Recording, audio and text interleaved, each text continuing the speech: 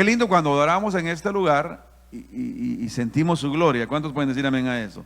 ¿Verdad que la sentimos? ¿Cuántos sintieron hoy su gloria aquí en la alabanza?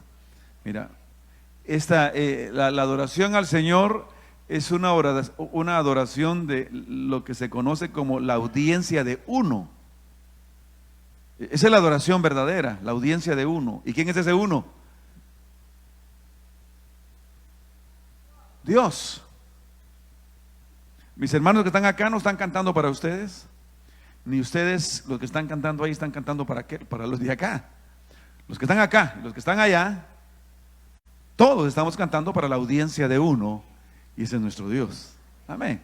Y ahí vemos su gloria.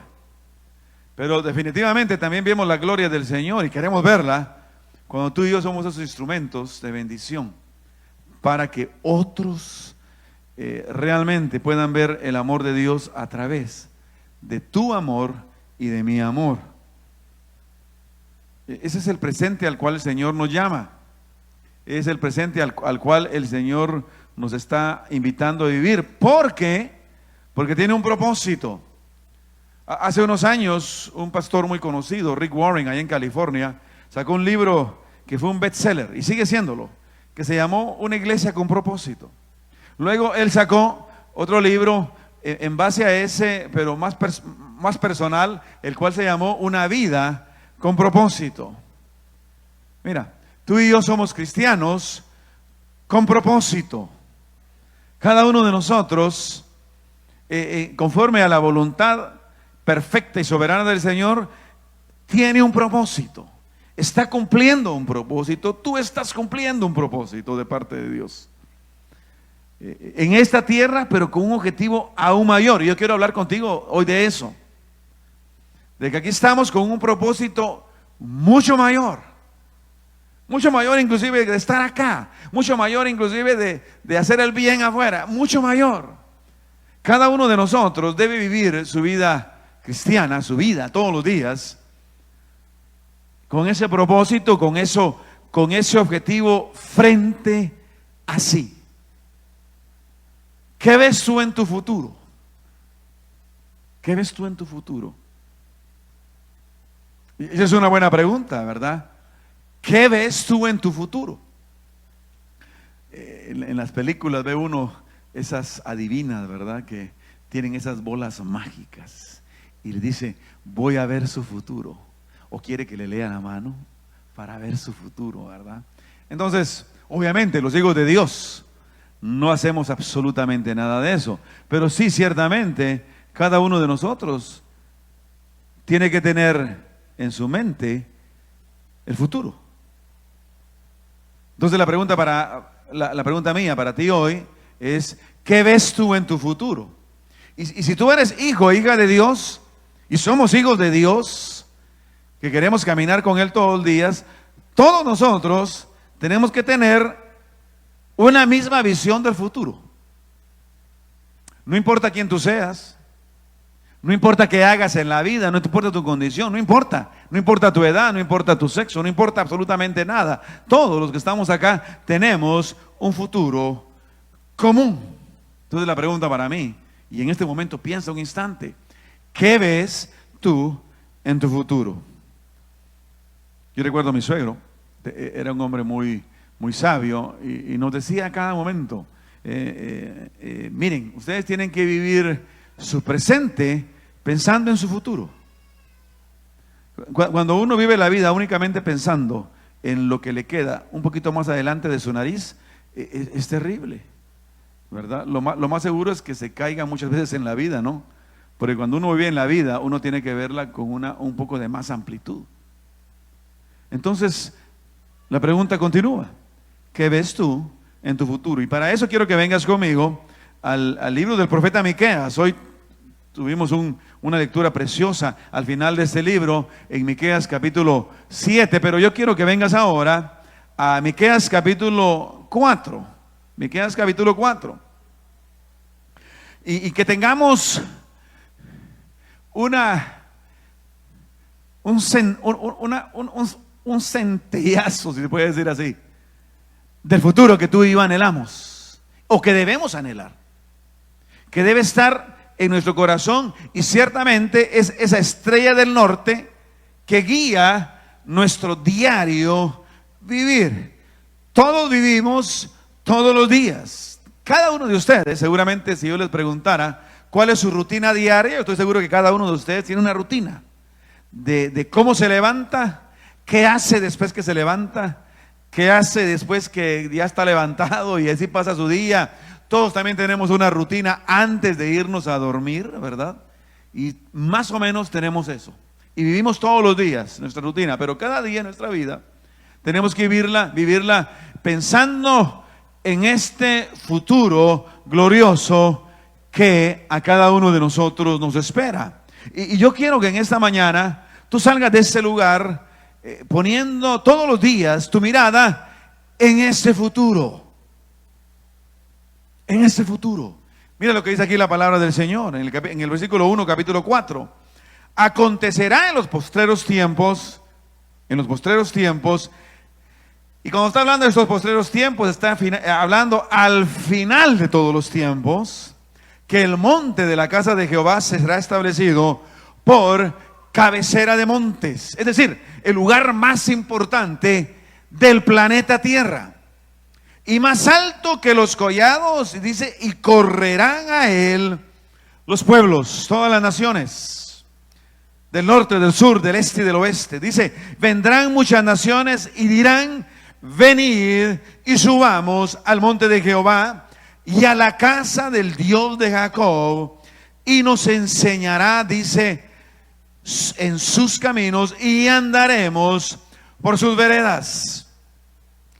Porque de Sión, dice, saldrá la ley. Y date cuenta, está hablando en futuro. Porque la primera ley ya salió de Sión.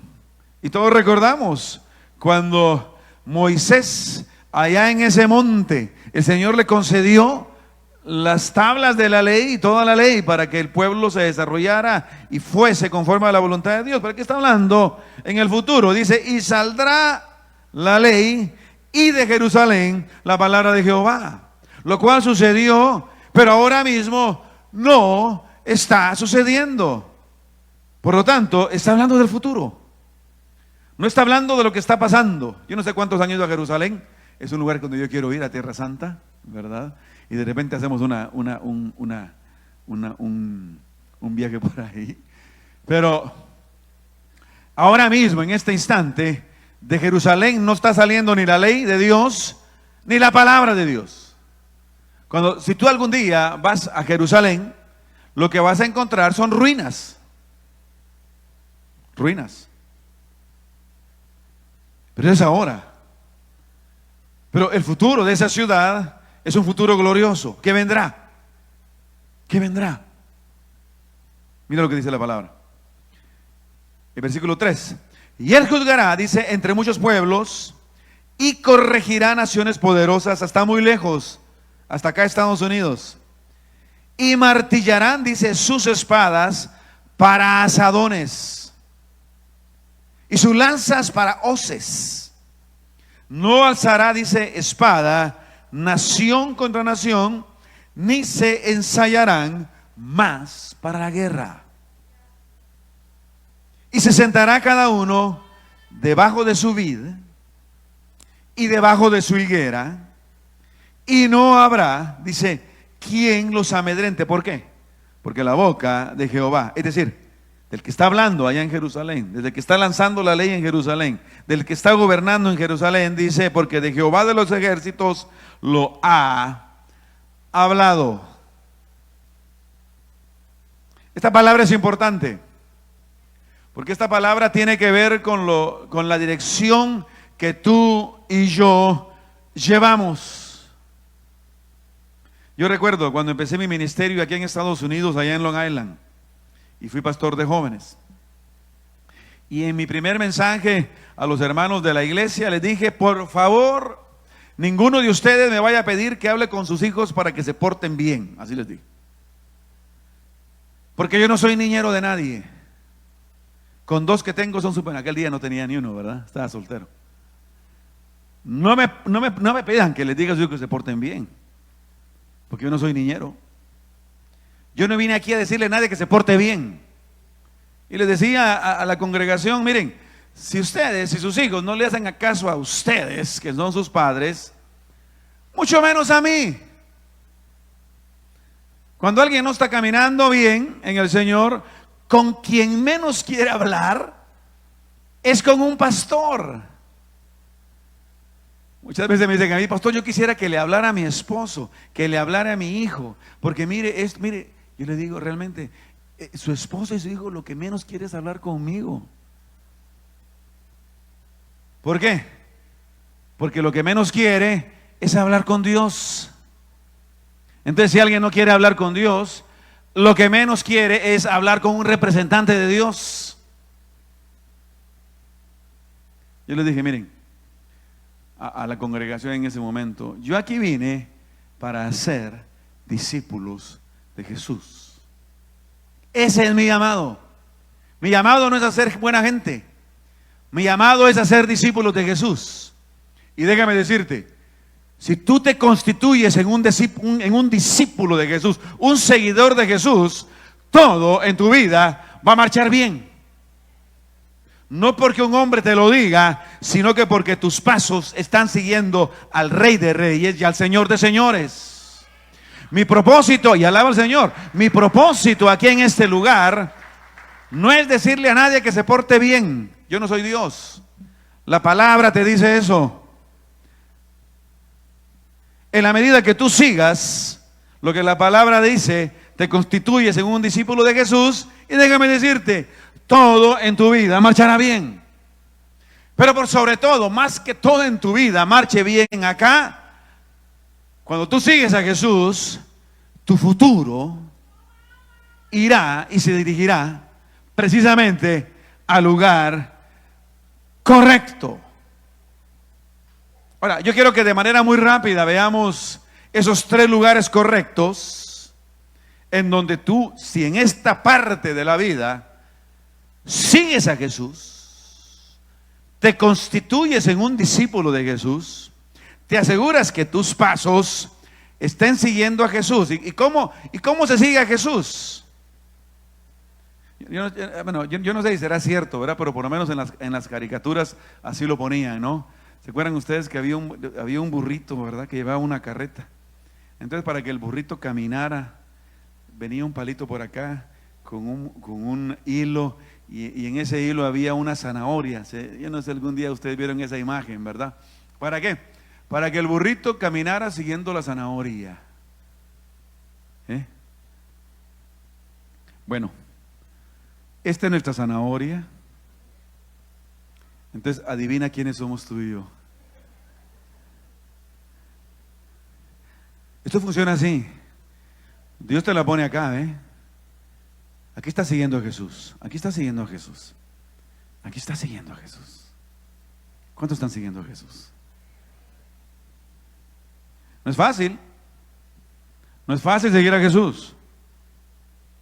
Porque usualmente Jesús irá por donde tú y yo no queremos ir. Esa es la parte difícil de seguir a Jesús.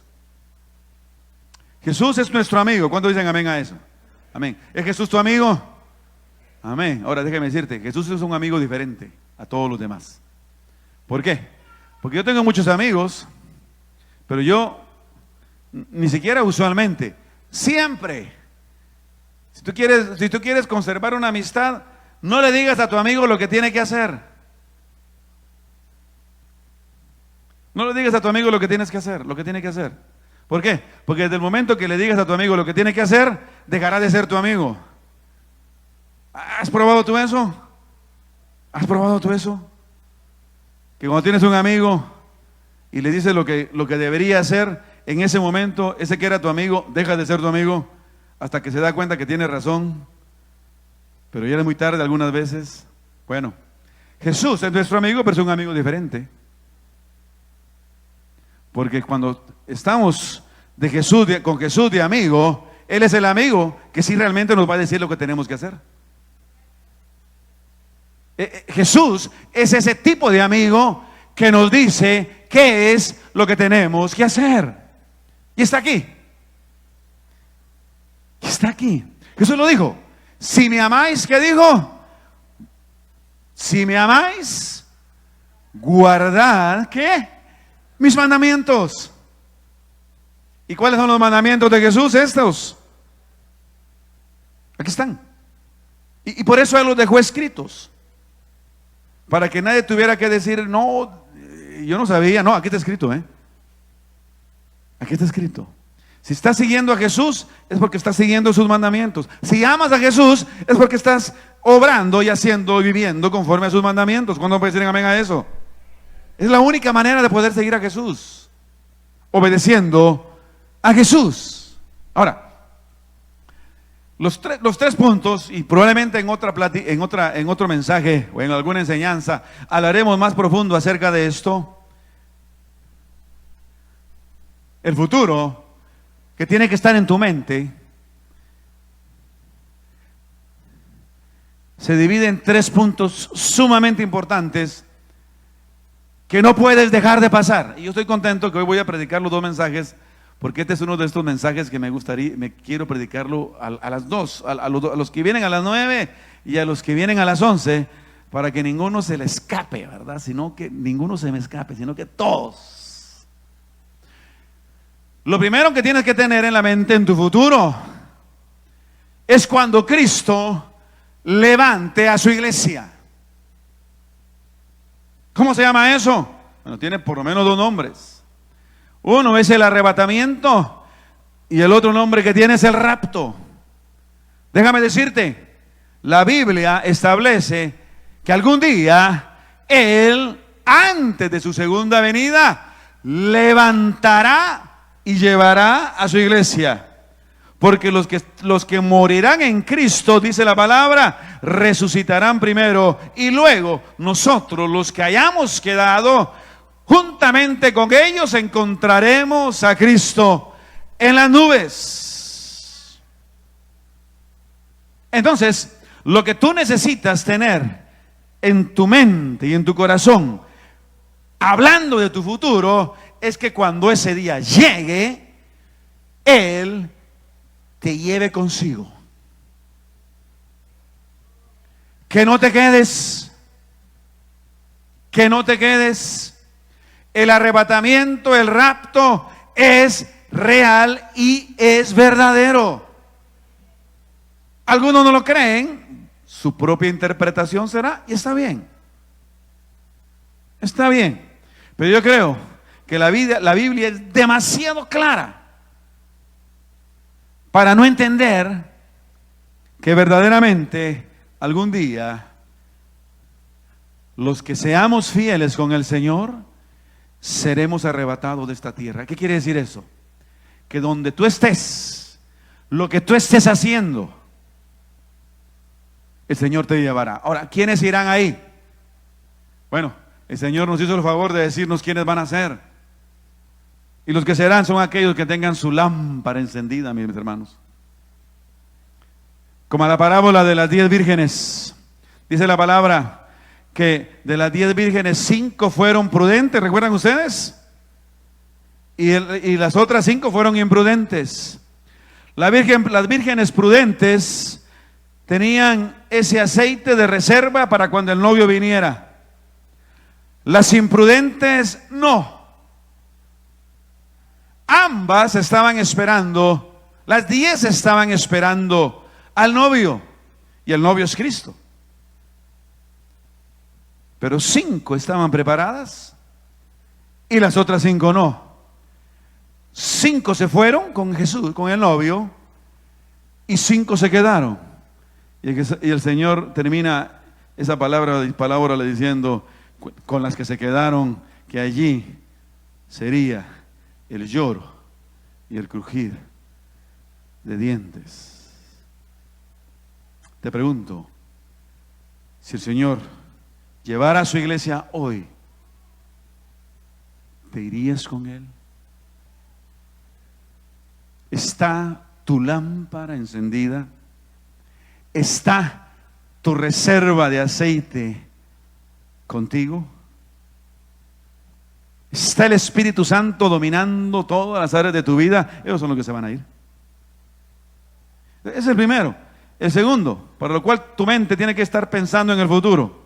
Cuando ese día llegue, hermano y mi hermana, cuando ese día llegue, se marcará el inicio de la última semana de Daniel, y yo creo que todo el mundo de una u otra manera lo ha escuchado.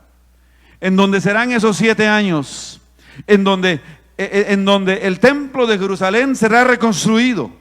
Y si algún día tiene la oportunidad de ir por allá, vas a ver una mezquita que se llama la mezquita de Omar, en donde se dice que allí estaba construido el templo de Jerusalén. De alguna manera, esa mezquita en esos primeros 3 años y medio será destruida. Los musulmanes serán destruidos, no tendrán posesión sobre ella, y el pueblo de Israel, los judíos de todas partes del mundo, llegarán y construirán ahí el templo de Jerusalén en paz. Pero después de esos 3 años y medio de construcción, vendrá precisamente el anticristo, el cual ganó la voluntad del pueblo de Israel, permitiéndoles construir, haciendo gracia sobre ellos. Pero después de esos 3 años y medio, ese mismo anticristo se volteará y empezará a perseguir al pueblo de Dios, a Israel y a todos aquellos que se hayan quedado. Por eso, yo no quiero estar en ese momentico, y espero que tú tampoco. Porque en ese momento será el lloro y el crujir de dientes.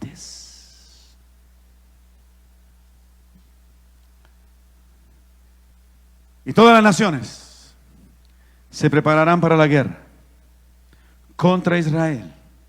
Y todo lo que tú estás viendo hoy, de lo que está pasando allá por Irán, por Rusia, por Turquía, por todos esos lugares, son preparativos para esa gran batalla, en donde las naciones pelearán contra el pueblo de Dios, Israel. Pero dice la palabra que al final de esos segundos, 3 años y medio, Jesucristo, sentado, cabalgando en un caballo blanco, vendrá victorioso, contigo y conmigo, que nos hayamos ido con Él en el primer arrebatamiento. Vendremos con Él victoriosos. Y se dará una batalla real, verdadera, con balas, cañones y pólvora, y yo no sé qué más. Y el Señor Jesús, victorioso, ya no como cordero, sino como rey victorioso, como guerrero, y enfrentará a los ejércitos humanos, dirigidos por el mismo Satanás, y los vencerá. Y los vencerá. Entonces, eso es lo segundo que tú tienes que tener en tu mente. Que cuando ese día se dé, esos 7 años que vayan pasando, tú ya no estés aquí, sino que estemos juntos allá, celebrando en las bodas del Cordero. Pero ese día, cuando sea el último momento, en esos últimos tiempos, tú y yo vengamos con Cristo, cabalgando con Él. Yo no sé si en algún momento tú has pensado eso en tu futuro, pero si no lo has hecho, este es el tiempo de que eso sea lo que domine tu mente y tu corazón. Y por último, ese tercer tiempo, porque cuando Cristo venga y derrote en ese valle de Armagedón, Él establecerá su reino en esta tierra. Y de eso es lo que está hablando aquí Miqueas. De ese reino, de donde Él gobernará a todas las naciones, incluyendo esta. Incluyendo Colombia, incluyendo Guatemala, incluyendo Centroamérica, incluyendo Sudamérica, incluyendo México. Todas estarán bajo el gobierno del Altísimo. ¿Y sabes qué? Tú y yo, que los que hayamos venido regresando con Él, gobernaremos con Él. Te pregunto, ¿está en tu mente y en tu corazón gobernar con Cristo en esta tierra? Porque probablemente nunca lo hayas pensado. Y déjame decirte, no eres el único. Hay mucho cristiano ahora que está como las otras 5 vírgenes, durmiendo sin aceite. Y es imposible pensar en esto si no está ese aceite y ese fuego en tu corazón. Es imposible. A donde más nos llega la vista es a lo que nos toca vivir cada día. Hasta ahí no llega más. Pero el Señor quiere que hoy tu corazón y tu mente se amplíe y vea realmente el futuro que importa. Y el futuro que importa es ese. Mire, y reinaremos acá. Y reinaremos, dice su palabra, por 1000 años. Wow. La semana pasada les dije a ustedes que yo estoy apuntando para 120 años, ¿no? Y les soy sincero. Ayer con los pastores, en un ratico, me puse a jugar fútbol, porque después que me golpeé aquí, en ese famoso viaje, no he hecho mayor ejercicio. Dios mío, hermanos. Empecé de delantero y terminé de portero. Porque en una de esas movidas así, usted sabe, esos quiebres tipo Ronaldinho, ay, sentía yo que wow, y no tengo ni siquiera 60. Y estoy añorando 120. Dios mío. ¿Pero qué son 120 años, mi hermano, mi hermana? Cuando el Señor nos está ofreciendo 1000 años en esta tierra, en este lugar, con esta carne, tócate, ¿sí? Tócate. Con esta carnita, mira. Solo que cuando Él venga en esos 1000 años, esta carnita no se va a envejecer. Esta carnita no se va a enfermar. A esta carnita no le van a dar calambres. Porque el Señor nos sustentará. ¿Cuántos quieren reinar con Él? Mira qué lindo. Y yo sé que va a ser lindo. Mira, si en esta vida no conoces Jerusalén, estoy seguro que en esos 1000 años el Señor te permitirá llegar ahí y alabarle a Él en ese lugar. Les pregunto, ¿cuántos anhelan ese futuro? Yo no sé tú, pero para mí esa es la razón de mi existencia. Esa es la razón de mi existencia. Por eso no me importa mi vida en este lugar, en esta tierra, en este tiempo. Y a pesar de eso, el Señor es bueno. El Señor es bueno en esta vida. Pero ¿saben qué? Esto no es lo más importante. Es ese futuro que Él nos ha prometido. ¿Por qué? Porque después de sus 1000 años, ciertamente, todo esto se acabará. Esa carnita que tienes sí se transformará. Y dice la palabra que reinaremos eternamente con Él.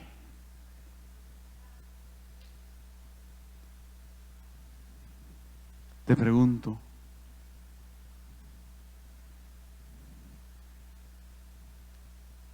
¿qué piensas de tu futuro? Y hoy con el corazón abierto yo les digo, eso es lo que yo pienso en mi futuro. ¿Qué importa esto, mis hermanos? ¿Qué importa? ¿Qué importan las enfermedades de esta vida? ¿Qué importan los problemas económicos de esta vida? ¿Qué importan las desilusiones emocionales, personales de esta vida? Cuando el Señor nos está diciendo que algún día estaremos con Él. Ese es el futuro que tú y yo debemos tener aquí en nuestro corazón. Yo te pregunto, ¿lo anhelas? Te pregunto, ¿has pensado tú alguna vez en esto? Porque déjame decirte, es lindo, es precioso, pero es valioso.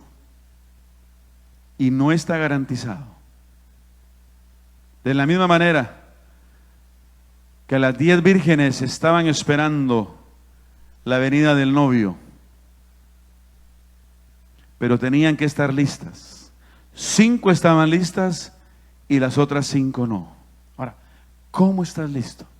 Y tenía esta palabra, pues Isaías 2:4, Isaías dice esta misma palabra que hoy hemos visto, Jeremías también lo menciona, es decir, está por toda la Biblia. Este es el propósito. Este es el propósito. Este próximo miércoles a mi hijo le dan resultados del examen para poder aplicar a la escuela de leyes, y de ahí se va a determinar muchas cosas. Y él me dice: papi, después de la escuela de leyes hay un examen que se llama el bar para ser abogado. Y él me dice: papi, la única razón de la escuela de leyes son 3 años en los cuales ellos no pueden trabajar, hacen un compromiso que no pueden tener ningún empleo, sino que completamente consagrados a la escuela de leyes. La única razón, me dice él, para ese examen, para esos 3 años de escuela de leyes, es pasar ese examen del bar. Eso es lo único. Y tú y yo tenemos nuestro bar, pero no bar del. Tú y yo tenemos ese bar que estamos esperando. Y la única razón para los que quieren ser abogados de estudiar 3 años es ese bar. La única razón que tú y yo podemos tener para vivir esa vida es lo que te acabo de decir ahora. Es la única razón. Es la única razón realmente importante por la cual tú y yo estamos acá. Que algún día podamos estar con Él. Es lo único. Es lo único. Ahora, ¿cómo puedes asegurarte? Ahí mismo el Señor lo dijo. Ahí mismo el Señor lo dijo. Como tengo varios, aquí está. Dice aquí en el último versículo, ese es importante, subráyalo, dice en el versículo 5: aunque todos los pueblos anden, cada uno en el nombre de su Dios, nosotros con todo andaremos en el nombre de Jehová, nuestro Dios, eternamente y para siempre.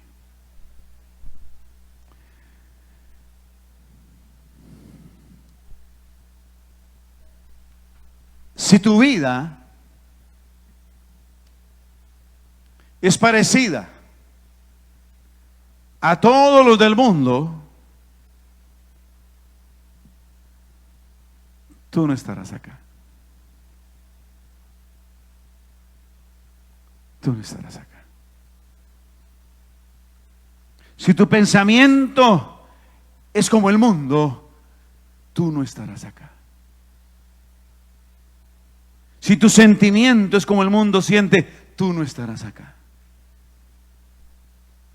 Pero déjame decirte, si tú en tu corazón y en tu alma determinas hacer del Señor la prioridad número 1 en tu existencia y este futuro glorioso como tu estrella del norte, y hacer todo lo que tengas que hacer y ser para alcanzarlo, déjame decirte, tú y yo, en el nombre de Jesús, por la gracia del Cordero, no porque somos buenos, pero por la gracia de Él, no por obras, para que nadie se gloríe, sino por la sangre del Cordero, por esa cruz en el Calvario, pero por tú y yo estar listo con la lámpara encendida y el aceite en nuestras manos, hermano y mi hermana, tú y yo estaremos reinando eternamente con Él.